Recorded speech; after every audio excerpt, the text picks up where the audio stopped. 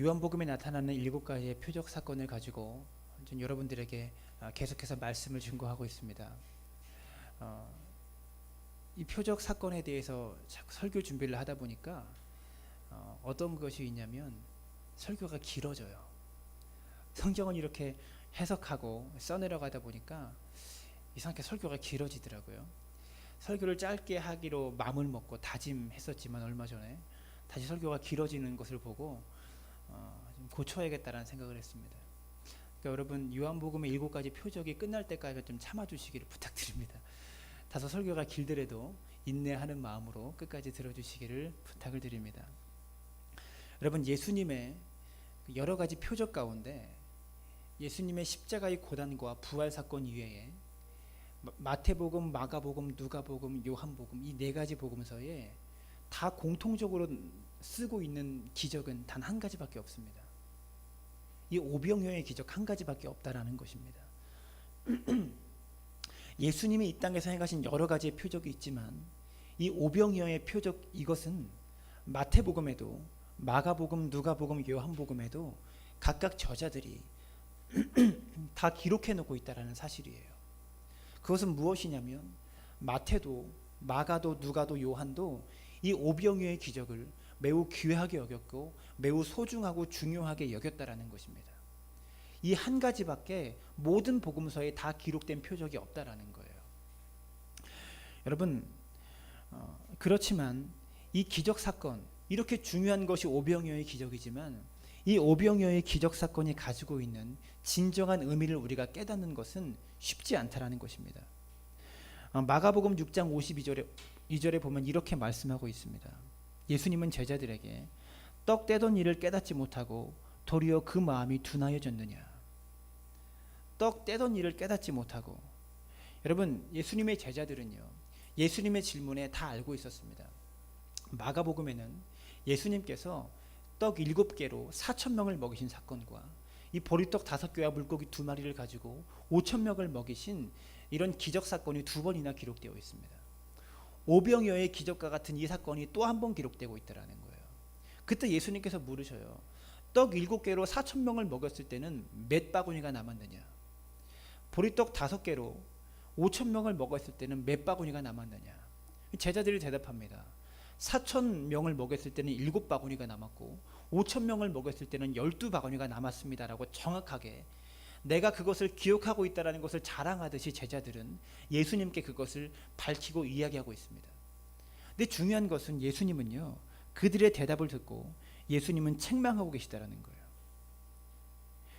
예수님께서 물으셨을 때 제자들은 기적을 목격한 사람일 뿐만이 아니라 그 현장에서 이 떡과 물고기를 직접 나누어 주는 기적의 도구로 사용되었던 사람이었다는 것입니다.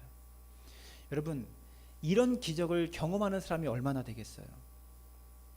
이렇게 오병이어와 같은 환상적인 기적을 경험하는 사람이 얼마나 되겠냐라는 거예요. 여러분 그들은 예수님께서 물으셨을 때 12광주리가 남고 7광주리가 남았다라고 자랑스럽게 이야기했지만 예수님은 뭐라고 말씀하셨냐면 너희는 아직도 깨닫지 못하였느냐라고 책망하셨습니다. 그것을 알고 있으면서도 아직까지 기억하고 있으면서도 너희는 아직도 깨닫지 못하였느냐라고 그들을 책망하셨다라는 거예요. 여러분 이것은 무엇을 우리에게 말해주고 있냐면 기적의 진정한 의미와 이 기적이 가져다주는 진정한 목적을 깨닫지 못하면 우리가 기적을 경험하는 것은 우리 삶에 아무런 유익이 없다라는 것을 말해주고 있다라는 것입니다. 여러분 우리가 이 황산적인 오병이어의 기적과 같은 일들을 경험했다고 생각해 보십시오. 여러분 그러면 우리 모두는 죽을 때까지 예수님을 따라가겠습니까? 여러분 우리가 그럴 것 같습니까? 요한복음 6장 66절에 보면 이렇게 기록하고 있습니다.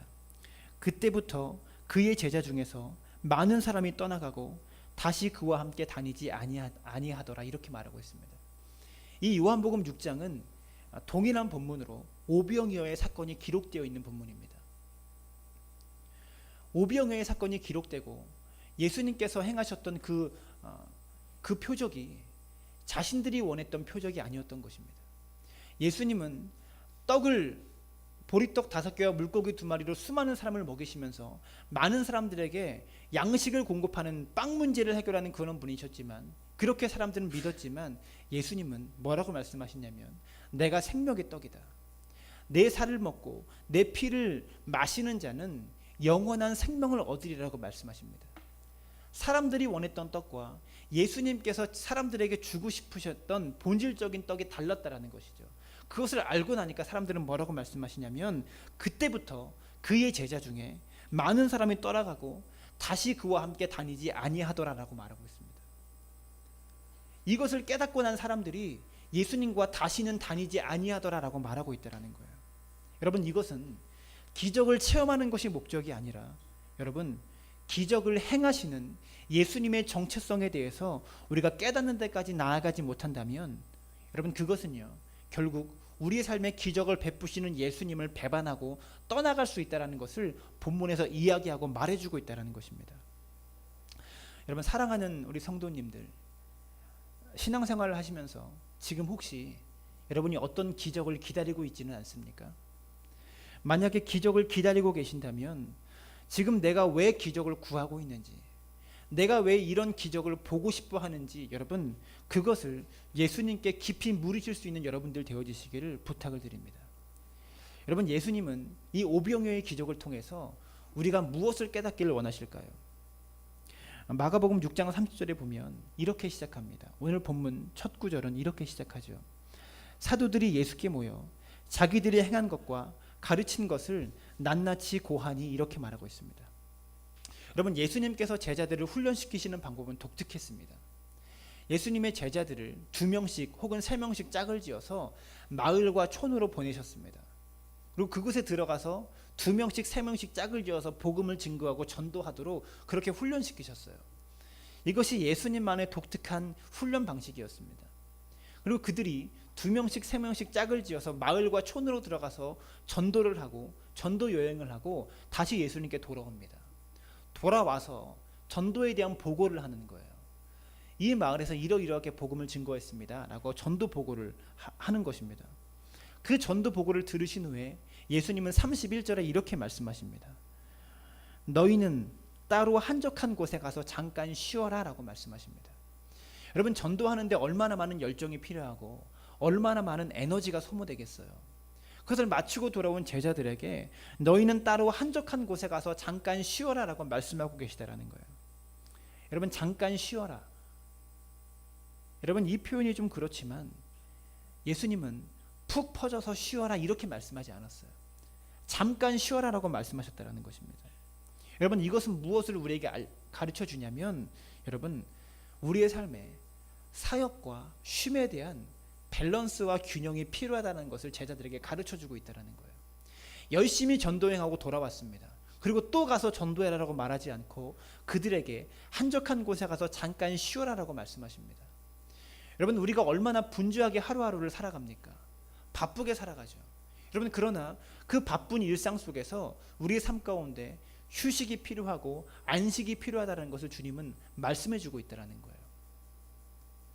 일과 쉼의 밸런스와 균형이 우리에게 필요한 것입니다. 여러분, 노래를 할 때 악보를 이렇게 보잖아요. 그러면 노래를 좀 하는 사람은 음표부터 보지 않고 무엇부터 보냐면 쉼표부터 봅니다. 음표보다 쉼표를 더 중요하게 생각해요.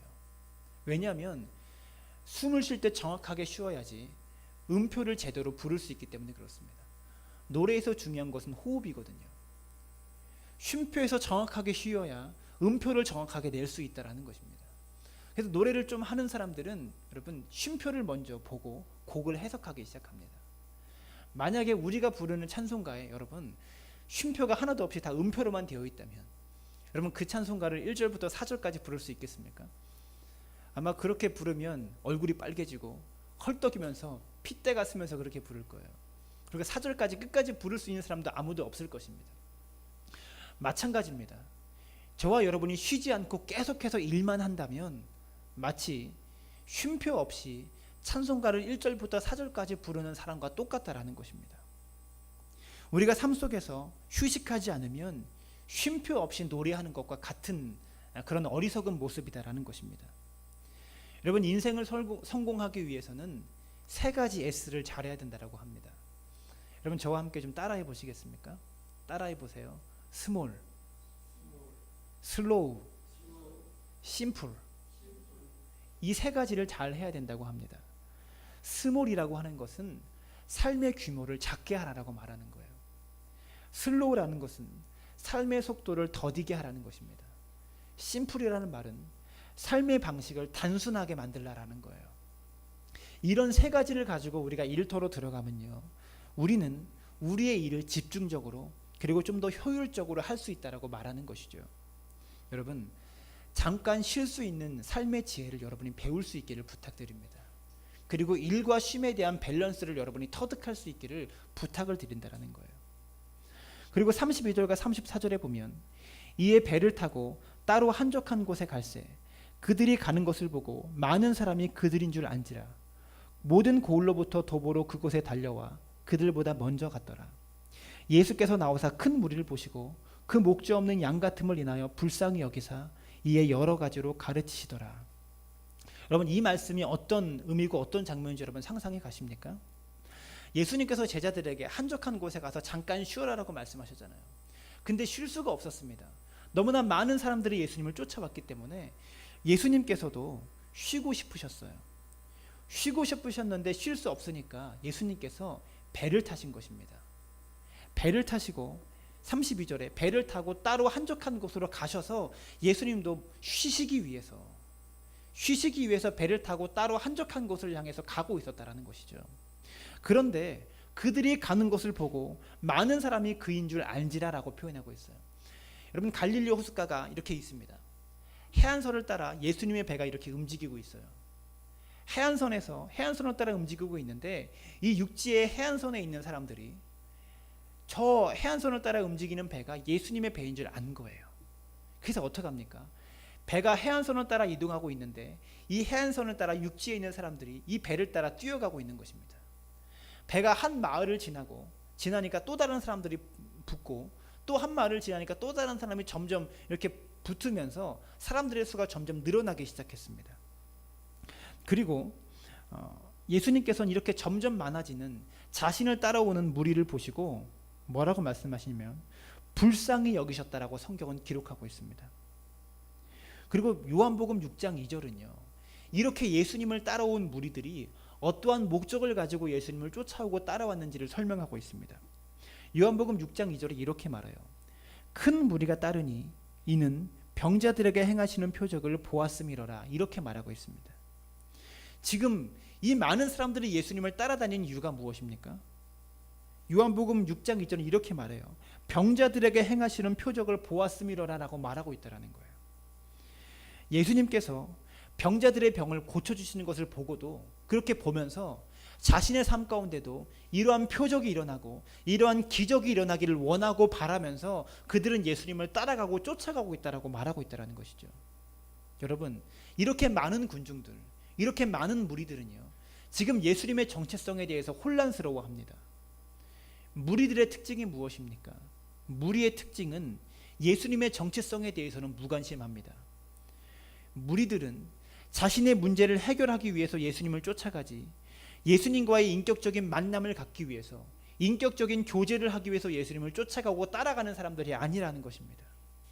이 무리와 군중들은 예수님으로부터 오는 선물에 관심이 있지 선물 주시는 분이신 예수님 자체에 대해서는 관심이 없는 사람들이었습니다. 지금 수천 명의 사람들, 수만 명의 사람들이 예수님을 따라가고 쫓아가고 있지만 이 사람들은요, 멀지 않은 장래에 모두가 다 예수님을 떠나갈 사람들이라는 것을 예수님은 다 알고 계셨어요. 이렇게 기적을 바라고 표적을 구하면서 예수님을 따라오는 사람들을, 여러분, 예수님은 이들은 나를 떠나고 버릴 것이라는 것을 다 알고 계셨다는 거예요. 하지만 예수님은요, 자기를 떠나는 그 사람들을 보시면서도, 다 아시면서도 예수님은 불쌍히 여기셨다라고 성경은 그렇게 말하고 있습니다. 이 수많은 무리들이 다 나중에 자기를 떠날 것을 아시면서도 아까 요한복음 6장 66절에 말하고 있는 것처럼 자기를 떠나는 것을 다 알고 계시면서도 예수님은 그들을 불쌍히 여기셨다라고 말하고 있다는 것이죠. 그리고 34절은 불쌍히 여기사 이에 여러 가지로 가르치시더라 이렇게 말하고 있습니다. 여러분, 여기에는 매우 중요한 영적인 가르침이 있다는 것을 우리는 알아야 합니다. 불쌍히 여기사, 이에 여러 가지로 가르치시더라. 예수님은 오병이어의 기적을 일으키기 전에 먼저 그들을 가르치셨습니다. 말씀으로 가르치셨다라는 거예요. 여러분, 이것은 무엇을 말씀하냐면 예수님은 육의 양식을 먼저 주시기 전에 영의 양식부터 주셨다라는 거예요. 육의 양식, 저들이 정말로 원하는 필요를 채워주시기 위해서, 빵 문제를 해결해 주시기 위해서 먼저 주셨던 것이 영의 양식이라는 거예요. 하나님의 말씀을 먼저 영의 양식으로 배불리시고 그 다음에 육의 양식을 채워주셨다라는 점입니다. 이것을 기억할 수 있기를 바랍니다. 전도 여행을 마치고 제자들이 돌아왔을 때 사역과 쉼에 대한 밸런스를 제자들에게 가르치셨습니다. 그리고 지금 그들이 허기진 배를 채우기 이전에 하늘의 신령한 말씀으로 그들의 영적인 양식을 채우시면서, 즉 영적인 양식과 육적인 양식의 밸런스를 그들에게 또 가르치고 계시다라는 거예요. 영의 양식과 육의 양식의 균형을 또 가르치고 말씀하고 계시다라는 것이죠. 저는 우리 사랑하는 성도님들이 깊이 있는 영성을 가지실 수 있기를 부탁드립니다. 영성은 무엇일까요? 제가 존경하는 마틴 로이드 존스라는 목사님이 그의 책에서 이렇게 말합니다. 진리를 추구하는데 가장 큰 어려움은 균형을 유지하는 것이다 라고 말했습니다. 진리를 추구하는데 가장 큰 어려움은 균형을 유지하는 것이다. 여러분, 깊은 영성은요, 깊이 있는 영성이 있는 사람은 균형을 유지하는 사람입니다. 사역과 쉼에 대한 균형을 유지하고 영의 양식과 육의 양식에 대한 균형과 밸런스를 가지고 있는 사람이 깊이 있는 영성을 가지고 있는 사람이라는 것이죠. 어떤 사람은 너무나 영적인 양식만 추구하는 사람입니다. 자신의 육의 양식에 대해서는 너무나 무관심한 신앙인들이 있어요.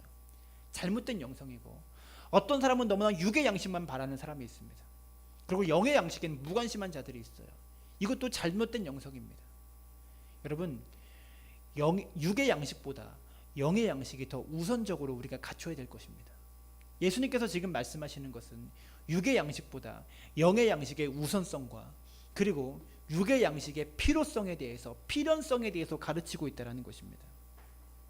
여러분, 영적인 양식이 육적인 양식보다 우선입니다. 그러나 육적인 양식은 우리의 삶에 필연적으로 필요한 것입니다. 바른 교회는 어떤 교회일까요? 바른 교회는 어떤 교회일까요? 여러분, 그것은요, 육의 양식보다 영의 양식을 우선적으로 공급하는 교회가 바른 교회입니다. 그리고 영적인 양식을 공급할 뿐만이 아니고 육적인 양식을 소홀히 여기지 않는 교회가 바른 교회입니다. 저는 우리 교회가 그런 교회가 될 수 있기를 바랍니다. 영의 양식과 육의 양식의 균형을 맺고 있는 그런 교회가 되기를 부탁을 드립니다. 우리 사랑하는 성도님들이 이러한 일에, 우리 교회가 이런 교회가 될 수 있도록 이러한 일을 위해서 기도하시고 그렇게 헌신할 수 있는 그런 믿음의 사람들 되어주시기를 부탁을 드립니다. 36절에 보면 이렇게 말해요. 무리를 보내어 두루 촌과 마을로 가서 무엇을 사 먹게 하옵소서, 이렇게 말하고 있습니다. 제자들의 이러한 제안에 여러분, 예수님께서는 37절에 너희가 먹을 것을 주라라고 말씀하십니다. 이 제자들이 바라보기에 지금 수많은 인파가 예수님을 쫓아오고 있어요. 그리고 예수님의 가르침을 듣고 있습니다. 여러분, 유대인들은 하루에 몇 끼 먹을까요? 전에 말했지만 2끼 먹습니다.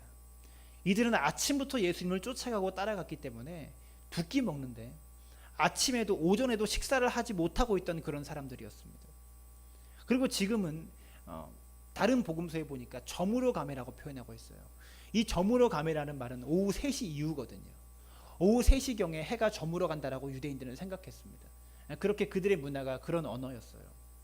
그러니까 아침도 못 먹고 저녁을 먹을 시간이 되기까지 그들은 식사를 못하고 있는 그런 상황입니다. 계속해서 예수님께서 가르치고 있으니까 이들이 허기가지고 배가 고프잖아요. 그래서 자신들의 방법으로는 이들의 배고픔의 문제를 해결할 수 없고, 이들 한 사람 한 사람에게 다 떡을 줄 수가 없고 빵을 줄 수 없으니까 제자들이 제안을 하는 것입니다. 이 무리들을 보내요. 촌과 마을로 들어가서 각자가 먹을 것을 해결하도록 하옵소서, 이렇게 예수님께 제안을 하고 있는 거예요. 그때 예수님은 뭐라고 대답하냐면 너희가 먹을 것을 주라 라고 말씀하고 있는 거예요. 직접 마을로 들어가서 그들이 해결하게 하지 말고, 이 배고프고 굶주림에 허덕이고 있는 사람들에게 그들이 이 배고픔을 해결하게 하지 말고 너희가 먹을 것을 주라라고 말씀하고 있다는 거예요. 저는 이 말씀을 보면서 의무감을 느꼈고 그리스도인으로, 목회자로 의무감과 책임감을 느꼈습니다. 너희가 먹을 것을 주라. 네가 주어라. 너가 직접 주어라라고 말씀하시는 거예요. 여러분, 이것은 그리스도인들이 아름답고 편안하고 안락한 예배당에 앉아서 우리가 계산기 두드리면서 200데나리온 정도면 될까? 한 300데나리온 정도 그들에게 주면 될까? 이렇게 계산기 두드리면서 배고픔과 굶주리게 허덕이고 있는 사람들을 이렇게 돕는 게 아니라고 말하고 있는 거예요. 너희가 먹을 것을 주라, 이것은요, 그들에게 예배당에 앉아서 계산기 두드리면서 돈만 주면서 섬기지 말고 너희가 먹을 것을 주라라는 말은 그들의 배고픔의 현장에, 그들의 굶주림의 현장에, 그들이 배고픔과 목마름과 굶주림에 헐떡이고 있는 그 현장에 너가, 그리스도인들이 직접 들어가서 그들의 문제를 해결해 주어라라고 말씀하고 있다는 것입니다. 여러분, 우리는 200데나리온 주면 선교했다라고 생각하고 구제했다라고 생각합니다. 그러나 주님은 너희가 먹을 것을 주라라고 말씀하고 있어요. 너가 주어라. 그들의 배고픔과 굶주림의 현장에 직접 가서 주어라라고 말씀하고 있다는 것을 깨달을 수 있기를 부탁을 드립니다. 여러분, 한 데나리온은 성인 남자의 하루 일당입니다. 하루 종일 일해야 벌 수 있는 돈이 한 데나리온입니다. 200데나리온이라고 하는 것은 200일의 품삯인 거예요. 하루 일당이 10만 원이라고 한다면 200데나리온은 2천만 원 정도 액수입니다. 그래서 제자 중에 한 사람이 이렇게 대답합니다. 200데나리온의 떡을 사다 먹이리까? 이렇게 대답합니다. 이것은 무엇입니까?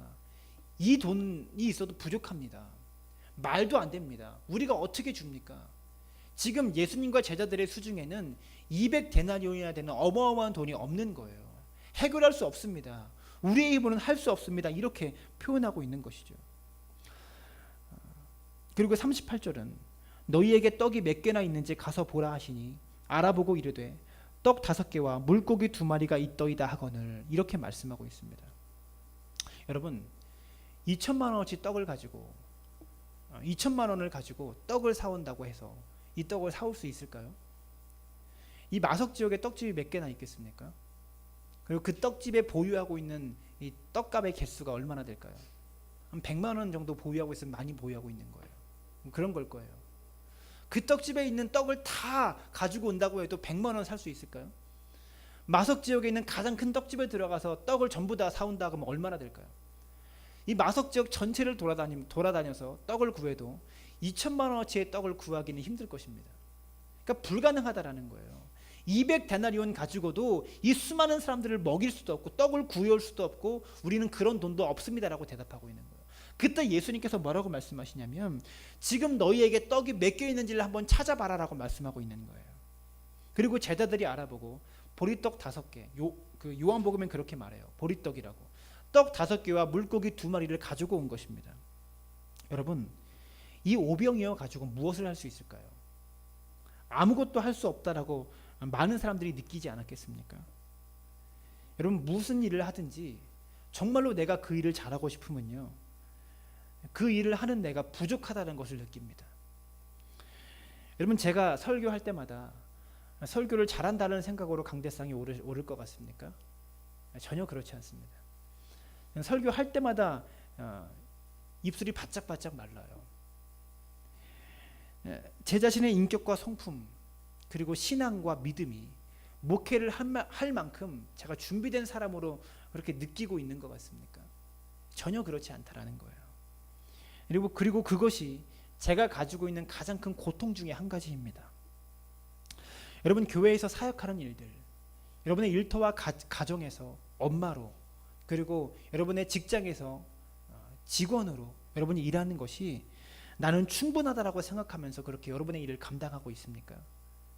그렇게 생각한다면 어떤 의미에서 우리는 성숙하지 못한 사람일 수 있습니다. 근데 주님께서, 여러분, 주님은요, 그것 가지고 일하시는 분이에요. 우리의 작은 헌신, 작은 노력, 우리의 작은 눈물, 우리가 가지고 있는 작은 신음소리, 그것 가지고 우리를 위해서 일하시는 분이 바로 주님이시라는 거예요. 너희는 무엇을 가지고 있느냐? 여러분, 예수님은요, 능력 있는 사람을 찾으시는 것이 아니고요, 주님은 겸손한 사람을 찾고 계시다는 것을 기억할 수 있기를 바랍니다. 사랑하는 우리 성도님들, 우리가 겸손하면 예수님의 능력을 체험할 수 있다는 것을 믿을 수 있기를 부탁드립니다. 오병이어를 가지고 예수님께 왔을 때 사람들이 비웃었을 것입니다. 그것으로 무엇을 하겠느냐? 그것 가지고 뭘 할 수 있느냐? 여러분, 우리가 하는 작은 헌신들, 작은 노력들, 여러분 그것이요 때때로 내가 생각하기에 부끄럽다라고 여겨지고 느껴질 때가 많을 것입니다. 이것을 가지고 무엇을 할 수 있을까? 여러분, 그렇지만 주님께서는요, 우리의 진실된 마음과 우리의 진심이 담긴 이 오병이어를 결코 멸시하지 않으시는 분이시라는 것을 깨달을 수 있기를 부탁을 드립니다. 여러분, 이 작은 것을 가지고 예수님께 갑니다. 그랬더니 예수님께서 이렇게 행동하십니다. 그의 대답을 보십시오. 39절에 제자들에게 명하사 그 모든 사람으로 떼를 지어 푸른 잔디 위에 앉게 하시니 때로 100명씩 또는 50명씩 앉은지라, 이렇게 말합니다. 이 말의 의미는 무엇일까요? 예수님이 이제 명령하신 거예요. 오병이어를 들고 결심하신 것입니다. 그리고 제자들에게 명령하는 거예요. 모든 사람으로 때를 지어 푸른 잔디 위에 앉게 하라. 이 앉게 하라는 말의 의미가 무엇일까요? 밥 먹게 식사할 수 있도록 자리에 앉으라는 의미예요. 지금 예수님 손에는 오병이어밖에 없습니다. 근데 여러분, 식사할 때 서서 먹을 수 있습니까? 다 앉아서 먹어야죠.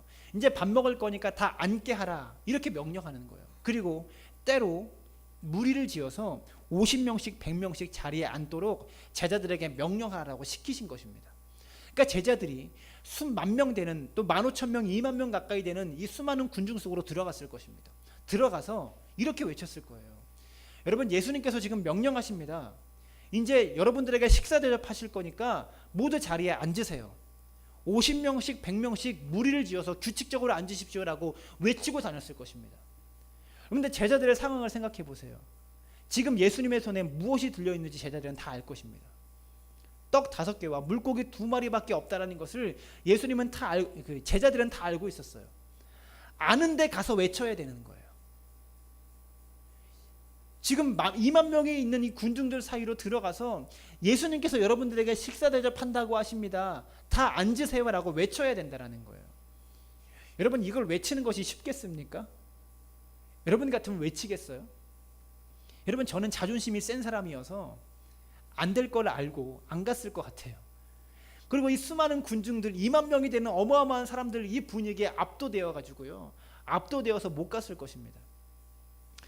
이 5,000명이라는 단어, 이 5,000명의 숫자는 그 원어에 아내르라는 단어로, 남자라는 말, 남자만 5,000명이었더라, 이 남자라는 말은요 아내르라는 단어로 표현되어 있습니다. 근데 영어 성경에, 다른 성경에 보니까 허즈밴드라고 말하고 있어요. 허즈밴드는 남편이란 뜻입니다. 남편. 그래서 남편이라는 뜻은 한 가정, 한 세대를 말해요. 남자 혼자가 아니고요, 한 세대, 한 가정을 말해요. 여러분, 한 세대에 몇 식구예요? 우리는 5식구, 4식구 정도 되잖아요. 근데 지금은 핵가족의 문화이기 때문에 4식구입니다. 근데 그 당시는요, 한 세대, 한 가정은요, 남편은 한 세대를 대표하는 사람이에요. 한 세대, 한 가정은 야곱만 해도 12명의 아들이었어요. 그 당시에 한 세대로 해석한다면 얼마나 많은 사람들일까요? 10명일 수도 있고요, 20명일 수도 있는 거예요. 5,000세대가 모여있다는 의미니까. 이것은 추론입니다. 어쨌든 그 자리에는 어마어마하게 많은 사람인 거예요. 이 많은 사람들의 분위기에 압도되어서 지금 예수님의 손에 있는 것은 오병이어밖에 없다는 것을 안 제자들은요, 제가 제자라면 이 많은 사람들의 분위기에 압도되어서 못 갔을 것 같아요. 말도 안 됩니다. 어떻게 하시려고 그러십니까? 못 갔을 것 같아요. 여러분, 그리고 이 많은 사람들이, 2만 명이 넘는 이 사람들이 다 자리에 50명씩 100명씩 때를 지어서 앉았다고 생각해 보십시오. 이렇게 앉는데도 오랜 시간이 걸렸을 것 같아요. 뭐 5분 만에 앉았겠어요. 우리가 앉을 때 50명씩 원을 만들어서 앉으려면 이렇게 뒤로 밀려나면서 자리를 조절해야 되잖아요. 그러니까 굉장히 오랜 시간이 걸렸을 것입니다. 이렇게 사람들을 무리지어 앉히는 것만으로도 상당한 오랜 시간이 소요됐을 거예요. 그리고 41절은 이렇게 말합니다. 사람들이 다 앉았어요. 그리고 예수님 혼자 서 있는 장면입니다. 예수께서 떡 5개와 물고기 2마리를 가지사 하늘을 우러러 축사하시고 떡을 떼어 제자들에게 주어 사람들에게 나누어 주게 하시고 또 물고기 2마리도 모든 사람들에게 나누시매. 예수님은 그 오병이어를 들고 사람들이 다 앉아 있는 상황입니다. 예수님 혼자 서 계세요. 그 오병이어를 들고 하늘을 바라보시면서 축사하셨다라고 말합니다. 지금 예수님 손에 오병이어밖에 없는 걸 사람들은 다 알아요. 이것 가지고 2만 명이나 되는 사람들을 먹이시려고 한다는 거 다 알아요. 이 사람들이 얼마나 황당했겠습니까? 여러분, 예수님의 기적이에요. 여기서 축사라고 말하고 있는데, 축사는 무엇이냐면 떡을 들고 떡아 5천 명이 먹을 수 있도록 많아져라, 물고기야 5천 명이 먹을 수 있도록 풍성해져라, 이런 기도가 아니에요. 이 축사라는 기도는요, 헬라어로 유카리스 테사스란 말입니다. 이 말의 뜻은 감사기도라는 뜻이에요. 식사기도라는 말이에요. 한 가정의 가장이 음식이 다 마련되면 가정의 자녀들을 이렇게 다, 가족원들을 다 모아놓고 그 식탁 앞에서 감사기도하는 장면입니다. 주님, 오늘도 이러한 양식을 주셔서 감사합니다. 이 육의 양식을 먹고 우리가 영적인 일을 할 수 있도록 우리에게 힘과 능력을 주세요. 감사합니다. 잘 먹겠습니다라고 하는 식사 기도를 예수님께서 하고 계시다라는 거예요. 그렇게 이렇게 감사 기도를 하시고 떡을 떼었다라고 표현하십니다. 이 오병이어를 떼기 시작하는 거예요. 여러분 기억하세요. 예수님의 이 오병이어 기적은요, 선행적으로 떡아 5천 명이 먹도록 많아져라고 기도하신 다음에 떡이 뻥 생긴 게 아니에요. 이 사람들은 어떤 기도를 원했을까요? 이런 기도 원하지 않아요. 그래서 제가 말한 대로 떡아 5천 명이 먹을 수 있을 만큼 많아져라 라고 이런 기도가 마치고 나면 바로 뻥 하는 소리와 함께 갑자기 예수님 뒤에서 떡이 산이 되는, 떡산이 만들어지고 하늘에서 물고기가 비처럼 막막 떨어지는 이러한 기적을 원하지 않았을까요? 이것을 기대했을 것입니다. 근데 예수님의 기도의 내용이 전혀 다른 거예요. 그냥 일반적인 식사기도, 일반적인 감사기도를 예수님은 지금 하고 계시다라는 거예요. 사람들도 알았습니다. 예수님의 손에 보리떡 5개밖에 없다라는 것을. 이렇게 감사기도를 하는 예수님을 바라볼 때 사람들의 마음은 황당했을 것입니다. 그리고 기도가 끝나는데도 여전히 예수님 손에는 오병이어만 들려있는 것입니다. 그리고 12명의 제자를 세워놓고 나누어 주십니다. 자, 이제 떡을 나누어 줄게 라고 하시면서 떡을 떼어주기 시작하는 거예요. 베드로가 예수님 앞에서 바구니를 들고 있습니다. 떡을 베드로의 바구니로 떼어주는 거예요. 여러분, 유대인들의 식사 문화는요, 식당에 들어가면 그 식사 자리를 주관하는 어떤 사람이 떡을 들고 떡을 뗍니다. 그리고 사람들에게 나누어 주기 시작해요. 저희 교회는 성찬 예식을 할 때 잘라진 떡을 이렇게 들어서 먹지 않고 제가 직접 떡을 여러분 앞에서 자르고 나누어 줍니다. 이것이 유대인들의 식사 문화고, 예수님은 만찬을 하실 때마다 이렇게 제자들에게 떡을 나누어 주셨습니다. 이런 방식으로 예수님께서는 베드로의 바구니에 떡을 하나씩 떼고 계신 거예요. 근데 신기한 것은요, 떡을 뗐으면 예수님께서 갖고 계신 이 보리떡을 한 개를 옮겼으면 여기서 줄어야 되는데, 한 개를 옮기고 2개를 옮기고 이제 떡이 없어졌겠거니 생각하면 떡이 갑자기 다시 생기는 거예요. 이렇게 한 사람 한 사람이 먹을 분량을 예수님께서 바구니에 계속 넣고 계시는 겁니다. 여러분, 이렇게 사람들에게 보리떡을 나누어 주고 물고기를 나누어 주려면 상당한 오랜 시간이 소요됐을 것입니다. 그렇게 3시간 정도가 경과되었어요. 한 3시간 정도 소요되었을 것이라고 사람들이 추측합니다. 여러분, 이런 생각 안 드셨어요? 그리고 음식을 다 거두니까 12바구니가 남았더라라고 말합니다. 여러분, 왜 12바구니가 남았을까? 이런 생각 해보지 않았습니까? 우리는 할 수 없지만 주님은 전능하신 분이셨기 때문에 음식을 하나도 남기지 않도록 할 수 있었을 것입니다. 식당에서 밥을 할 때도 오늘 얼마나 먹을지 모르니까 어떨 때는 밥이 좀 남고요, 모자르기도 해요. 근데 주님은 왜 12바구니일까 남게 하셨을까요? 예수님이 음식 조절을 못하셔서 그러셨을까요? 남기면 다 음식물 쓰레기가 되니까 남는 거 다 주어라 라고 말씀하신 것이 아니에요.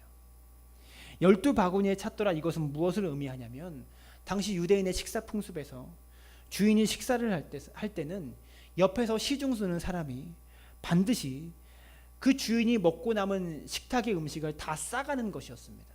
이것이 유대인들의 식사 문화예요. 식사 자리에서 식사의 시중을 드는 노예가 그 주인의 상에 남아있는 음식의 양과 수에 상관없이 시중든 노예가 다 싸가지고 가는 것입니다. 12바구니의 의미는요, 아무 의미 없이 12바구니가 남은 것이 아니고요, 예수님의 사역에 동참한 12명의 제자들에게 주시는 예수님의 보상인 것입니다. 여러분, 우리가 여기서 주목해야 될 것은 하나님의 기적을 경험하는 사람은 두 부류의 사람이 있습니다. 기적을 맛보는 사람이 있고요, 그 기적의 현장에서 기적의 도구로 사용되어지는 사람이 있다는 거예요. 예수님과 이 12제자는, 예수님의 12제자들은 그 기적의 현장에서 기적의 도구로 사용되어진 사람들이라는 것입니다. 여러분 기억하세요. 전 여러분들이 그냥 기적을 맛보고 경험하는 사람이 아니고요, 기적의 현장에서 그 기적의 도구로 사용되어지는 사람들이 되기를 주님의 이름으로 축복합니다. 여러분 그런 사람들이 되어지십시오. 그러면 반드시 주님의 보상이 있다라는 것입니다. 12바구니에 찼더라라고 말하는 것처럼, 남았더라라고 말하는 것처럼, 여러분 12바구니의 축복과 은혜의 보상이 기적의 현장에 도구로 사용되어지는 자들에게 있다라는 거예요. 우리 사랑나무 교회가 앞으로 수많은 기적들을 경험할 것입니다. 여러분은 그냥 기적에 참여하고 그냥 기적을 맛보는 사람이 아니라 그 기적의 도구로 사용되기를 위해서 헌신하는 자들이 되어주시기를 부탁을 드립니다. 그러면 주님께서 덤으로 12바구니의 축복과 은혜를 여러분들에게 안겨주신다라는 것입니다. 여러분, 그리고 이 사람들은요, 15절에 보니까 그러므로 예수께서 그들이 와서 자기를 억지로 붙들어 임금으로 삼으려는 줄 알고 다시 혼자 산으로 떠나가시니라, 이렇게 표현하고 있습니다. 여러분, 대통령 선거할 때 지역의 도지사나 시장을 뽑을 때 제일 먼저 중요하게 생각하는 것이 무엇입니까? 경제 문제 해결해 주면 누구든지 뽑습니다. 대통령을 뽑을 때 제일 중요하게 여기는 것이 경제 문제, 빵 문제인 거예요. 우리가 다 정치적인 성향들이 있지만 빵 문제 해결해 주면 표를 찍습니다. 지금 이 광야에서 이 사람들은 자신의 빵 문제가 해결되었습니다. 그렇기 때문에 예수님을 대통령 삼겠다라는 거예요. 억지로 잡아서 예수님을 붙잡고 우리의 빵 문제를 해결해 달라고 지금 요청하고 있다는 것입니다. 여러분, 저와 여러분들은 혹시 우리의 삶에서, 우리의 삶의 광야에서 이 빵 문제를 해결받기 위해서 예수님을 붙잡고 있지는 않습니까? 우리가 이 질문 앞에 서게 되면요, 우리가 두려움을 느껴야 됩니다. 예수님을 빵 문제를 해결받기 위해서 임금 삼기를 원했던 수많은 군중들은요, 다 예수님을 떠났다는 것을 기억할 수 있기를 바랍니다. 나는 왜 예수님을 잡고 있는가? 나는 왜 예수님을 붙잡고 있는가? 오늘도 이 예배 자리에 나와서 말씀을 듣고 있는데 우리의 관심이, 나는 이 말씀으로 어떠한 인생의 문제를 해결할 것인가? 나는 이 말씀을 통해서 어떠한 복을 받을 것인가? 이것이 우리의 관심이라면 여러분, 우리의 삶의 모습은 이 예수님을 임금 삼으려고 했던 이 사람들의 모습과 다를 바 없다라는 것입니다. 여러분, 우리가 주님의 말씀을 듣고 그리고 말씀을 읽고 말씀을 깨닫는 것을 나의 삶의 문제 해결을 위해서 말씀을 듣고 있지는 않는가? 우리가 말씀을 들어야 하는 이유가 무엇입니까? 우리는 말씀을 통해서 예수님을 닮아가고 예수님께서 걸어가신 십자가의 길을 걸어가기 위해서, 나도 가기 위해서 말씀을 들어야 하는 것입니다. 말씀을 통해서 어떤 삶의 문제를 해결받기 위해서 말씀을 듣는 것이 아니고요, 말씀을 통해서 주님을 닮아가고 예수님의 십자가의 길을 나도 예수님과 함께 걸어가기 위해서 말씀을 대해야 된다는 거예요. 너희는 문제 해결을 원하느냐, 나를 원하느냐, 이것을 예수님은 우리에게 질문하고 있다는 것입니다. 말씀의 결론을 맺겠습니다. 요한복음 6장 67절에 보면 예수께서 12제자에게 이르시되 너희도 가려느냐, 이렇게 말하고 있습니다. 표적을 보고 쫓아왔던 사람들이 예수님을 떠나가는 모습을 보고 그들이 원하는 모습이 아니니까, 빵 문제 해결해 주시려는 예수님의 모습이 아니니까 떠나가고 있는 모습을 보고 67절에, 요한복음 6장 67절에 이렇게 말합니다.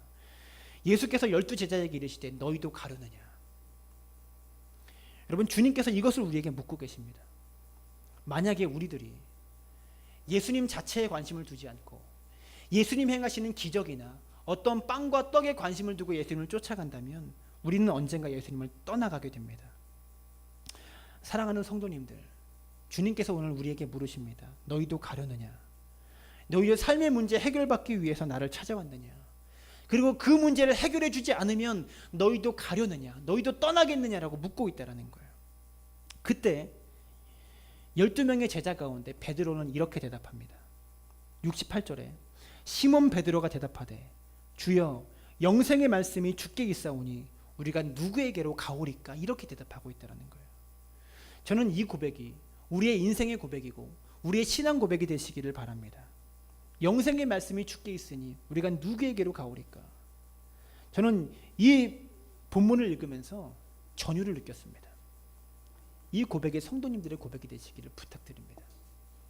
문제 해결을 위해서, 내 문제 해결의 실마리를 위해서 말씀을 듣는 것이 아니라, 어떠한 복을, 이 말씀을 통해서 복을 받기 위해서 말씀을 듣는 것이 아니라, 말씀을 통해서 주님을 닮아가고 십자가를 짊어지기 위해서 말씀을 경청하고 들을 수 있는 여러분들 되어주시기를 부탁을 드립니다.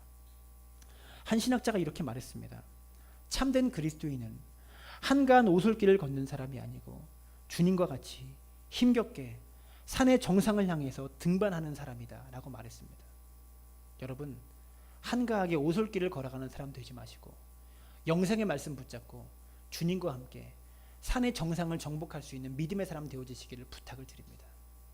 정상을 향해 등반한다는 것은 숨이 턱턱 막히고 온몸이 피곤하고 힘든 일입니다. 그리스도인들은 여러분, 숨이 턱턱 막히는 이러한 일들을요, 의도적으로 체험하고 의도적으로 경험하려고 하는 사람들입니다. 여러분, 오솔길을 걸으시겠습니까? 주님과 함께 산의 정상을 정복하시겠습니까?